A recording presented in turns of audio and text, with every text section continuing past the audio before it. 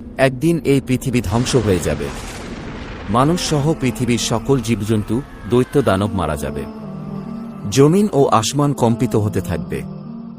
জমিন ফেটে যাবে, বাড়িগাড়ি পাহাড় পর্বত ধ্বনিত তুলার মতো উঠতে থাকবে। অতঃপর শুরু হবে এক নতুন জীবন, সেই জীবনের নাম আখিরাত। সবাইকে এই দুনিয়ার সকল কাজকর্মের হিসাব দিতে হবে। কে যাবে জান্নাতে, কে যাবে জাহান্নামে। মহান আল্লাহ রাব্বুল আলামিন সবাইকে পুনরায় জীবিত করে হাসরের ময়দানে দাঁড় করাবেন।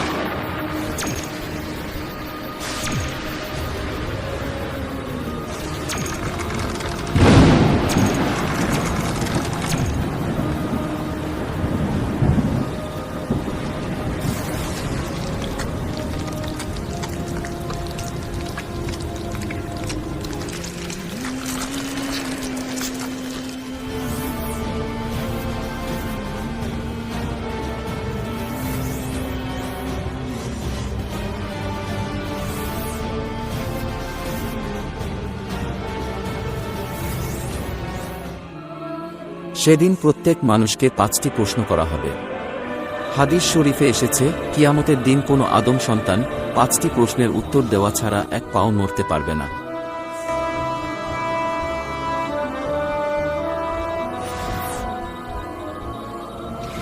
সেদিন তাকে জিজ্ঞাসা করা হবে তার জীবনের লক্ষ্য ও উদ্দেশ্য কি ছিল, এবং তার যৌবনকাল কিভাবে কাটিয়েছে, কিভাবে সে উপার্জন করেছে এবং তা কিভাবে ব্যয় করেছে, তার জ্ঞান বা বিবেক অনুসারে কর্ম করেছে কিনা, আর মহান রবের ইবাদত করেছে কিনা।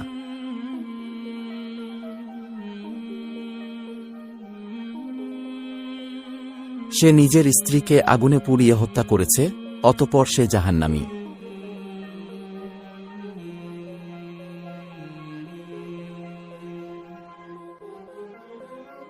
অনেক টাকা পয়সা থাকা সত্ত্বেও দান খয়রাত করে নাই, অথচ সেই টাকা দিয়ে নেশা করেছে, অতঃপর সে জাহান্নামী।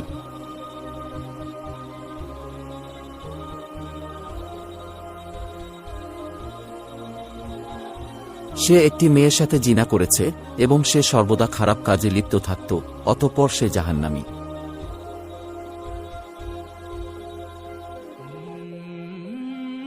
নিজের স্বামী থাকা সত্ত্বেও অন্য পুরুষের সাথে জেনায় লিপ্ত হয়েছে, অতঃপর সে জাহান্নামী। ইসলামের দৃষ্টিতে সুদ ও ঘুষ হারাম, এই হারাম কাজে লিপ্ত হওয়ায় অতঃপর সে জাহান্নামী। আল্লাহ ব্যতীত অন্যজনকে রব স্বীকার করেছে এবং মূর্তি পূজা করেছে, অতঃপর সে জাহান্নামী। যারা তাদের কৃতকর্মের কারণে জাহান্নামে যাবে, তারা অনন্তকালের জন্য জাহান্নামের কঠিন শাস্তি ভোগ করতে থাকবে।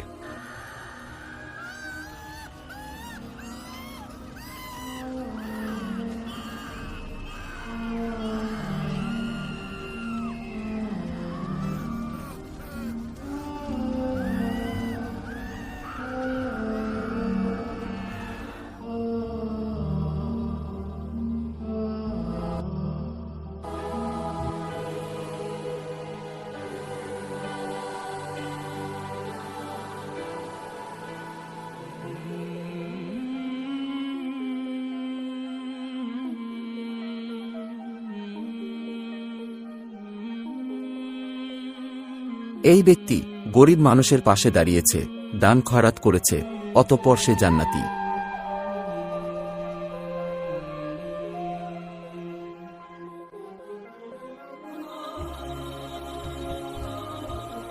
সে হালাল পথে টাকা রোজগার করেছে এবং নামাজ কালাম আদায় করেছে, অতঃপর সে জান্নাতি।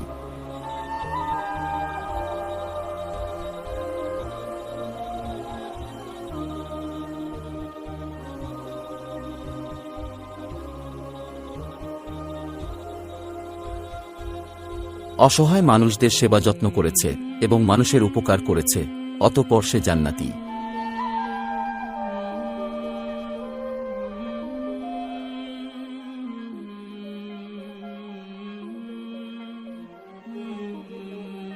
কুরআন ও হাদিসের কথা শুনে তওবা পাঠ করেছে এবং মহান রবের উপাসনা করেছে, অতঃপর সে জান্নাতি।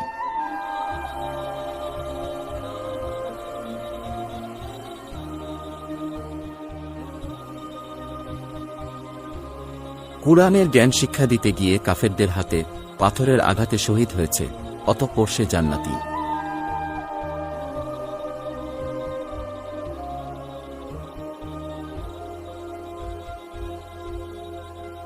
যারা তাদের ঈমান ও আমলের কারণে জান্নাতে যাবে, তারা অনন্তকালের জন্য জান্নাতের নাজ নেয়ামত উপভোগ করতে থাকবে, যা কখনো শেষ হবার নয়।